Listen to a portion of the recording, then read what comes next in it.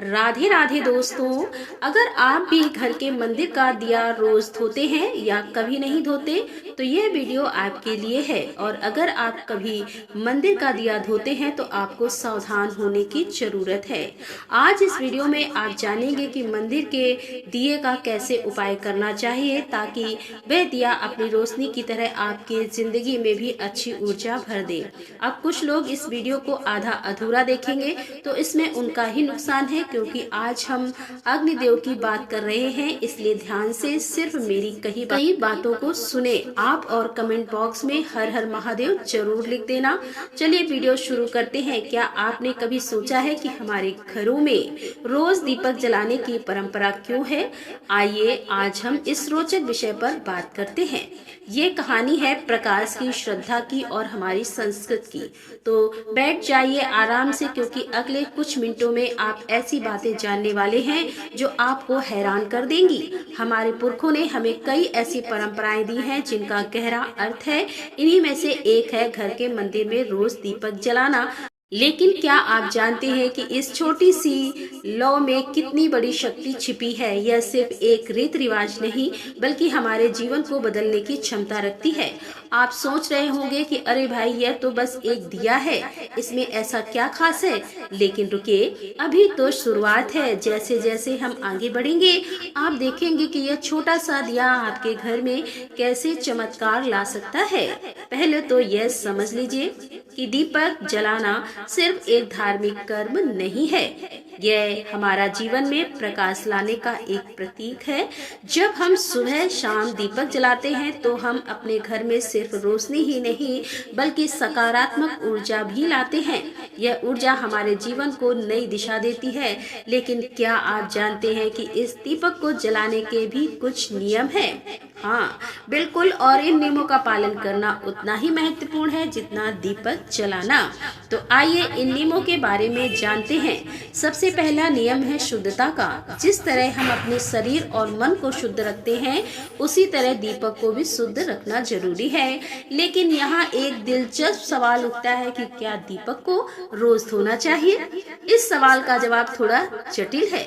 यह इस बात पर निर्भर करता है कि आप किस तरह का दीपक इस्तेमाल कर रहे हैं। अगर आप मिट्टी का दिया जलाते हैं तो उसे धोने की जरूरत नहीं है। हर दिन नया दिया इस्तेमाल करना ही बेहतर होता है।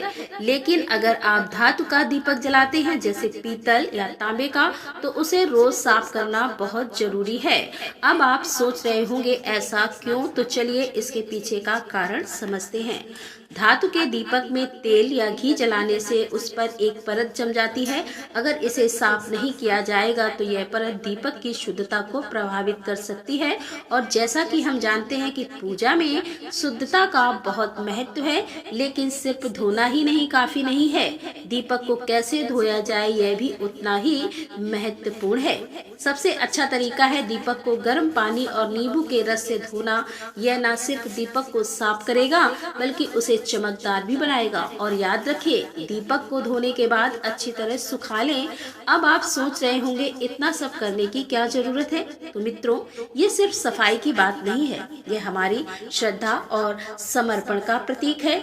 जब हम दीपक को साफ रखते हैं हम अपने मन और आत्मा को भी शुद्ध करते हैं। लेकिन क्या आप जानते हैं कि दीपक जलाने का एक वैज्ञानिक पहलू भी है? जब हम घी या तिल के तेल का दीपक जलाते हैं तो उससे निकलने वाला धुआं वातावरण को शुद्ध करता है।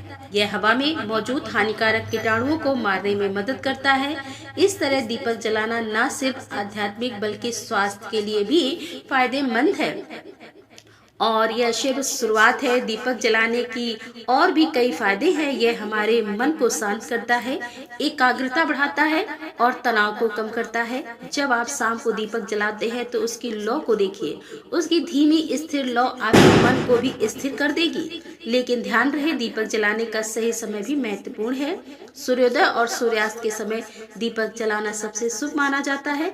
यह समय दिन और रात के बीच का संधिकाल होता है, जब सकारात्मक सकारात्मक और नकारात्मक ऊर्जा चल घर में सकारात्मक ऊर्जा का प्रभाव पड़ता है।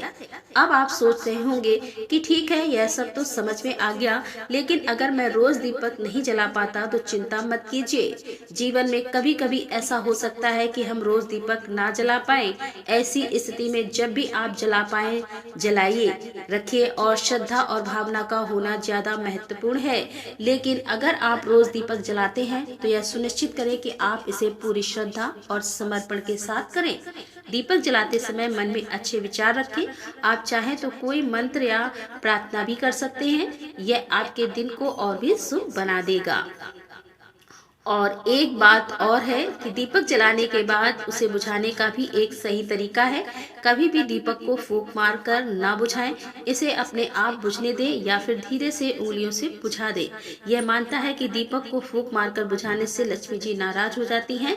दीपक जलाना सिर्फ एक रीत रिवाज नहीं है, यह हमारे जीवन को बेहतर बनाने का एक माध्यम है। यह हमें याद दिलाता है कि जैसे हम दीपक की लौ को जलाए रखते हैं, वैसे ही अपने अंदर के प्रकाश को भी जलाए रखना चाहिए। तो मित्रों, अगली बार जब आप दीपक जलाएं तो इन सभी बातों को याद रखिएगा।